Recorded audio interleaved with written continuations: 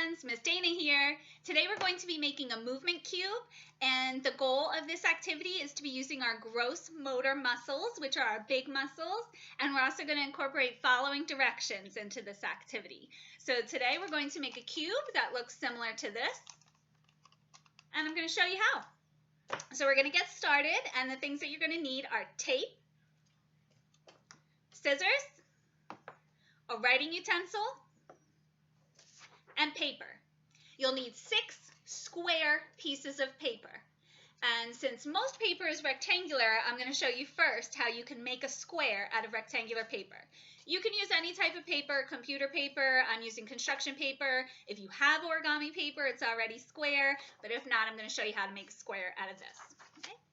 So let's just point the camera down so you guys can see. So we're going to take our paper, and you're going to take the very top corner of your paper, and you're going to fold it over to meet the bottom of the paper. And you're just going to make a gentle crease in the top. You don't want to crease it all the way down because we're going to need to make creases in the square later.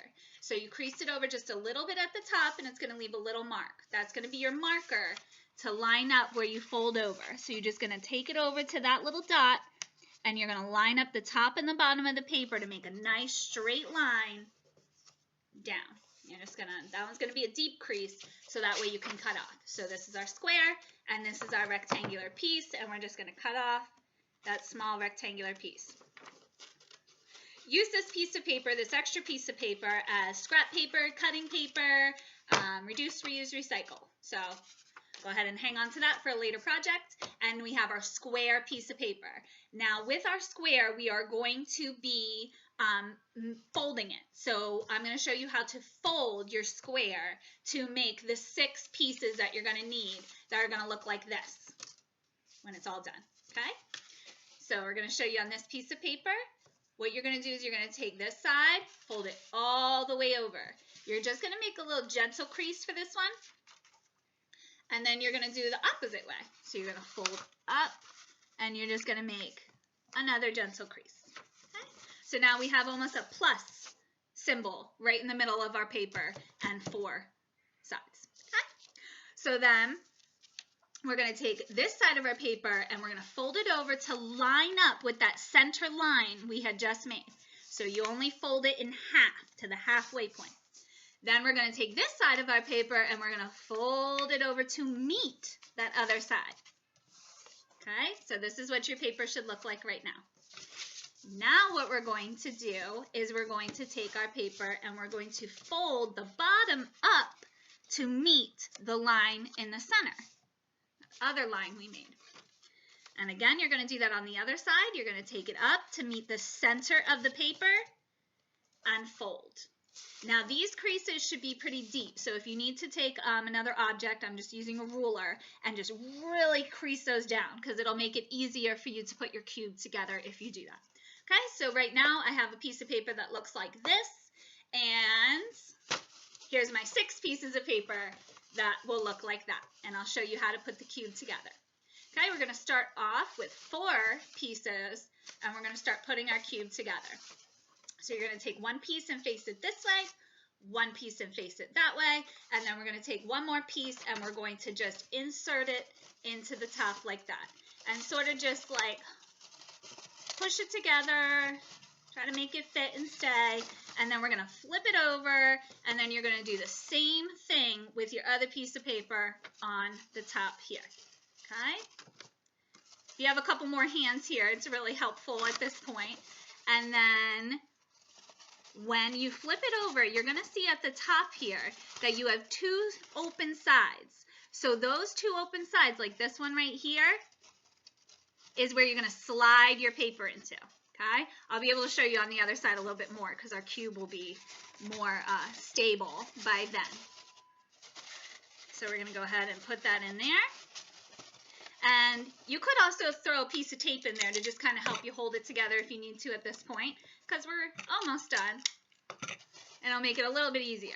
Okay? So I'm going to show you the slits on this side so you can see them a little bit better. Okay? All right, so you see on this side, this is where we're going to put in our last piece of paper. There's an opening on this side, and there's an opening on this side. So you're just going to take your paper, and you're just going to put the slits into that side to hold it all together, okay? So we're going to take our paper, and we're going to slide it in that side, and we're going to slide it in the opening on this side, and there we go. We have our cube together. You see how my pieces of paper just slid right into the little slit there. So we have our flap, and that's how you just slide it into the opening on this side. Now, once you've done that with all of your sides, you're going to see that you have a cube. You're going to take your tape, and you're just going to reinforce the cube on each side. You could tape it all around. You could use any kind of tape that you want. It just needs to be taped so that it'll stay together so that when you roll it, it won't come apart. So we have our cube made, but like I said, we're going to make this into a movement cube. So what we're going to do is on each side of our cube, we're going to incorporate some spring movement. Now, on your piece of paper, it would probably be a good idea for you to write on your paper when it's at this stage. If you try to write on it when it's in its cube, it might be a little bit more difficult, but you could always glue on paper. You could practice writing skills.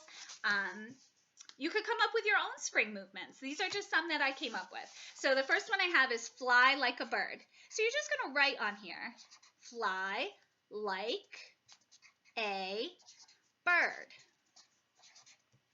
And it's good writing skills if you have your child watching you write, or you encourage them to write, or if you write it and they write over top of it to copy your words. So those would be some ways that you could incorporate writing into this as well. So on each side of your cube, you're going to have a different spring movement. The spring movements that I came up with today are fly like a bird, hop like a bunny, sprout like a seed, wobble like an egg, jump like a frog, crawl like a caterpillar. And you can add all those into here and roll it, and whatever comes up, flap like a bird. You do. You could extend this activity by adding in a speed cube, and you can make another cube, and then you can roll both of them, and you can have one that says movement and then how the student can do it. I came up with some things like they could be fast, slow, backwards, forwards, with your eyes closed, or regular speed. So those are some ways that you can do movement at home and make a movement cube and have a fun activity to do on any day. So I hope you guys enjoyed, and good luck making your movement cubes. Bye!